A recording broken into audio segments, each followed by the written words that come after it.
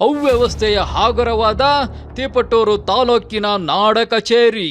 ತಿಪಟೂರು ನಾಡ ಕಚೇರಿಯಲ್ಲಿ ದಲ್ಲಾಳಿಗಳದ್ದೇ ದರ್ಬಾರ್. ಒಬ್ಬೊಬ್ಬರ ಕೈಯಲ್ಲಿ ನಾಲ್ಕು ಅರ್ಜಿಗಳ ಕಡತ. ಇಷ್ಟೊಂದು ಅರ್ಜಿಗಳು ಯಾಕೆ ಎಂದು ಕೇಳುವವರೇ ಇಲ್ಲ. ಸರತಿ ಸಾಲಿನಲ್ಲಿ ನಿಂತವರು ಸುಸ್ತಾಗಿ ಮನೆಗೋಗ್ಬೇಕಷ್ಟೇ. ಹೌದು, ತಿಪಟೂರು ತಾಲೂಕು ಕಚೇರಿಯ ಒಳಗಿರುವ ನಾಡ ಕಚೇರಿಯ ಮುಂದೆ ಜನ ಕ್ಯೂ ನಿಲ್ಲುವುದೇ ಸರ್ವೇ ಸಾಮಾನ್ಯವಾಗ್ಬಿಟ್ಟಿದೆ. ಇಲ್ಲಿ ಒಂದು ಅರ್ಜಿ ನೀವು ಹಾಕ್ಬೇಕು ಅಂದ್ರೆ ಬೆಳಗ್ಗೆ ಎದ್ದವರೇ ತಮ್ಮ ಕೆಲಸ ಕಾರ್ಯಗಳನ್ನೆಲ್ಲ ಬದಿಗಿಟ್ಟು ನಾಡ ಕಚೇರಿಯ ಮುಂದೆ ಜಾಗ ಹಿಡಿದು ಕ್ಯೂ ನಿಲ್ಲಬೇಕು. ನೀವು ಬಂದು ಕ್ಯೂನಲ್ಲಿ ನಿಂತಿದ್ದೀರಾ ಎಂದಾಕ್ಷಣ ನಿಮ್ಮ ಕೆಲಸ ಆಯ್ತು ಅಂದ್ಕೋಬೇಡಿ. ಇಲ್ಲಿ ನಿಲ್ಲಬೇಕಷ್ಟೆ. ಆದ್ರೆ ನಿಮ್ಮ ಕೆಲಸ ಮಾತ್ರ ಸುಮಾರು 4 ರಿಂದ 5 ಗಂಟೆಯ ನಂತರವಷ್ಟೇ ಆಗುವುದು. ಅಲ್ಲಿಯವರೆಗೆ ನೀವು ಸರತಿಯಲ್ಲೇ ನಿಂತು ಕಾಲು ಸೊಂಟ ಪದ ಹಾಡ್ತಿದ್ರು ಕಣ್ಣು ಬಾಯಿ ಬಿಡಬೇಕಷ್ಟೆ. ಅರೆ, ಕೆಲಸ ಆಗ್ಬೇಕು ಅಂದ್ರೆ ನಿಲ್ಲಲೇಬೇಕು ಅಂತೀರಾ? ಹೌದು ಸ್ವಾಮಿ, ಕೆಲಸ ಆಗ್ಬೇಕು ಅಂದ್ರೆ ನಿಲ್ಲಲೇಬೇಕು ಎನ್ನುವುದು ಸಹಜ. ಆದ್ರೆ ಇಲ್ಲಿ ನಡೆಯುತ್ತಿರುವುದು ಎಲ್ಲ ಅಸಹಜ. ಏನು ಅಂತದ್ದು ಅಂತೀರಾ? ಹೇಳ್ತೀವಿ ಕೇಳಿ. ಯಾವೊಂದು ಅರ್ಜಿಗೆ ಇನ್ಯಾವನ ಕ್ಯೂನಲ್ಲಿ ನಿಂತಿರ್ತಾನೆ.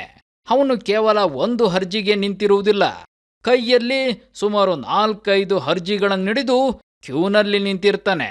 ಅವನು ಅಷ್ಟು ಅರ್ಜಿಗಳನ್ನ ಸಲ್ಲಿಸಲು ಹೋದಾಗ ಅವನಿಗೆ ಅರ್ಜಿ ಹಾಕಲು ವಹಿಸಿದ ಗಿರಾಕಿಗಳು OTP ಹೇಳಲು ಮೆಲ್ಲಗೆ ಕೌಂಟರ್ ಹತ್ತಿರ ನಿಲ್ತಾರೆ. ಇಲ್ಲ, ತಮ್ಮ ಮೊಬೈಲ್ನನ್ನೇ ಅರ್ಜಿ ಹಾಕುವವನ ಕೈಗೆ ಕೊಟ್ಟು ನೀನೇ OTP ಹೇಳಿ ಕೆಲಸ ಮುಗಿಸ್ಕೊಂಡು ಬಾ ಅಂತ ಹೇಳಿ ನನಗೂ ಇದಕ್ಕೂ ಸಂಬಂಧ ಇಲ್ಲವೇನೋ ಅನ್ನುವ ರೀತಿಯಲ್ಲಿ ದೂರ ನಿಂತಿರ್ತಾರೆ. ಯಾರಾದ್ರೂ ಕ್ಯೂನಲ್ಲಿ ನಿಂತವರು ಯಾಕ್ರಿ ಹಿಂಗ್ ಮಾಡ್ತೀರಾ ಅಂತ ಪ್ರಶ್ನೆ ಮಾಡಿದ್ರೆ ನಾವು ಮೊದಲೇ ನಿಂತಿದ್ದೋ, ಎಲ್ಲ ಅರ್ಜಿಗಳು ನಮ್ದೇ ಅಂತ ಹೇಳಿ ದಬಾಯಿಸ್ತಾರೆ. ಇನ್ನು ಹೀಗೆ ಕಂಡವರ ಅರ್ಜಿ ಹಾಕುವುದಕ್ಕೆ ನಿಂತವನು ನನ್ನ ಕೈಯಲ್ಲಿರುವ ಅರ್ಜಿ ನಮ್ಮ ಸಂಬಂಧಿಕರದು, ಬಂಧು ಬಳಗದವರದು, ಊರಿನವರದು, ಹೀಗೆ ಅರ್ಜಿ ಹಾಕುವುದಕ್ಕೆ ಬಂದವರದೆಲ್ಲ ಅರ್ಜಿ ಇಸ್ಕೊಂಡು ಸಂಬಂಧಗಳ ಹೆಸರಲ್ಲಿ ಅರ್ಜಿ ಹಾಕ್ತಾರೆ.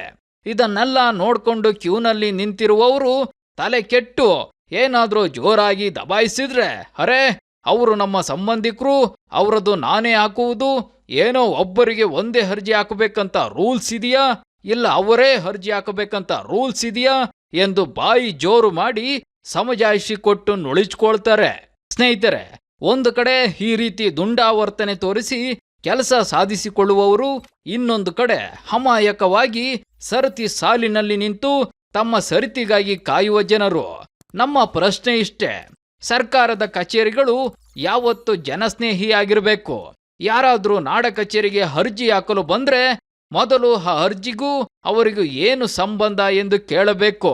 ಇವರು ನಮ್ಮ ಸಂಬಂಧಿಕರು, ಇವರು ನಮ್ಮ ಊರಿನವರು, ಇವರು ರೋಡಿನವರು, ಇವರು ನಮ್ಮ ಮನೆ ಹಿಂದಿನವರು ಎಂದ್ರೆ ಹುಗಿದು ಹುಪ್ಪಾಕಿ ಮುಚ್ಚಿಕೊಂಡು ನಿನ್ನದೆಷ್ಟಿದೆ ಅಷ್ಟು ಅರ್ಜಿ ಹಾಕು, ಇನ್ನು ಯಾರದು ಅರ್ಜಿ ಅವರನ್ನ ಲೈನ್ನಲ್ಲಿ ನಿಂತ್ಕೊಳ್ಳಕ್ಕೆ ಹೇಳು ಎಂದು ಅಧಿಕಾರಿಗಳು ವಾರ್ನಿಂಗ್ ಕೊಡಬೇಕು. ಹೀಗೆ ಮಾಡಿದ್ರೆ ಮಾತ್ರ ಸಾಮಾನ್ಯ ಜನರ ಸಮಸ್ಯೆಗೆ ತಕ್ಕ ಪರಿಹಾರ ಸಿಕ್ಕಂತಾಗುತ್ತದೆ. ಅದು ಬಿಟ್ಟು ಒಬ್ಬೊಬ್ಬ 5-6 ಅರ್ಜಿ ಕೊಟ್ರು ನಮಗೇನು ಅರ್ಜಿ ಶುಲ್ಕ ಬಂದ್ರಾಯ್ತು ಎನ್ನುವ ಮನಸ್ಥಿತಿ ಬೆಳೆಸ್ಕೊಂಡ್ರೆ ಜನರೇ ಒಂದು ದಿನ ರೊಚ್ಚಗೆದ್ದು ಅವರೇ ಪಾಠ ಹೇಳ್ಕೊಡ್ತಾರ ಅಷ್ಟೇ. ಇನ್ನಾದ್ರೂ ಇದಕ್ಕೆ ಸಂಬಂಧಪಟ್ಟ ಮೇಲಧಿಕಾರಿಗಳು ಕೇವಲ ಲೈನನ್ನ ನೋಡ್ಕೊಂಡು ಸೈಡಲ್ಲಿ ತಮ್ಮ ಚೇಂಬರ್ಗೆ ಹೋಗುವುದ ಬಿಟ್ಟು ಸ್ವಲ್ಪ ಈ ಕಡೆ ಗಮನ ಹರಿಸಿ ಸಮಸ್ಯೆ ಏನು ಅಂತ ತಿಳ್ಕೊಂಡು ನಾಡ ಕಚೇರಿಯಲ್ಲಿ ಉಂಟಾಗಿರುವ ಅವ್ಯವಸ್ಥೆಯನ್ನ ಸರಿಪಡಿಸಲಿ ಎನ್ನುವುದೇ ತಿಪಟೂರು ಜನಸಾಮಾನ್ಯರ ಆಶಯ. Naveen Kumar MN, TTV Kannada.